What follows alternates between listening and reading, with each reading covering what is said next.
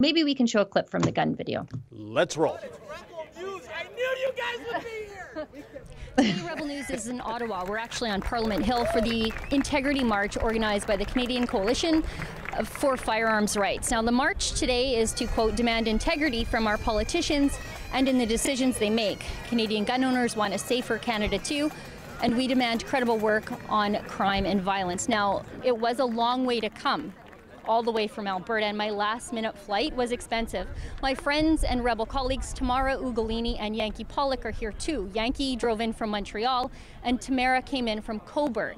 Now, if you'd like to help cover the costs of our flights, travel, and hotels, to bring you the other side of the story, because you know, you just can't trust the mainstream media, to be honest about the people protesting on the Hill today, please go to handsofourguns.ca. Let's wade into this enormous crowd and find out why they made the trip to Ottawa today and what message they have for Justin Trudeau and his band of liberal gun grabbers. This is the first march on behalf of gun owners, or an organized one, since like 1998. So really appreciate it.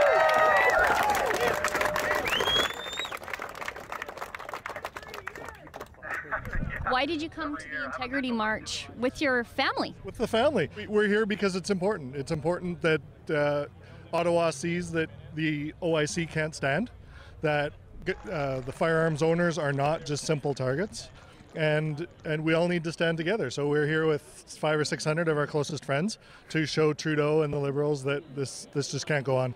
Why did you come down to the Integrity March today? Fighting for our rights, our sport, which you could possibly lose. I'm an airsofter, and he's even got airsoft rifles on the prohibited list. That doesn't make sense. Oh, we have to come. We have to show Canadians that we're all Canadian and we all believe in everyone having equal rights. People want to play.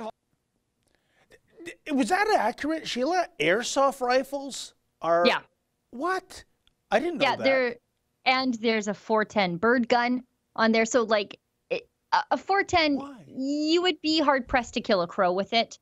But because it was black and scary, it made it onto the list. A 22, which is just like a Bud Light plinker. That's all that is. I mean, they were arbitrarily reclassifying things, and they continue to do so using that order in council. It's, you know, a firearm here, a firearm there, even after the fact. Even after the initial 1,500 models were reclassified, weeks later, they were still adding things to the list, sneaking things on. So if you're not paying close attention, you are a paper criminal right now, while a lot of people have, well, everybody right now has amnesty. We have 2 years before we're technically criminals because we haven't turned in our guns. But yeah, that's the situation right now. And, you know, there was 5,000 people on the Hill by the time it was all said and done.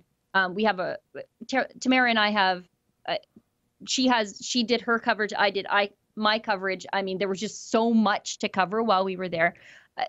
People from all walks of life, like mums, dads, business owners who are telling me, like, look, I had to lay off a third of my staff because I'm sitting on hundreds of thousands of dollars in inventory that I can't sell.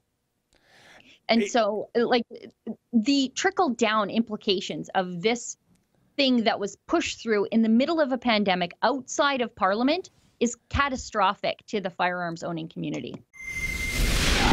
That's an excerpt from my daily TV show that I do live at 12 noon Eastern time. We talk about the news of the day, we play interesting viral videos, and most importantly, I take your questions that you chat to me through YouTube Super Chat. I think that's the funnest part of it. So tune in every weekday at 12 noon Eastern time, only here at rebelnews.com.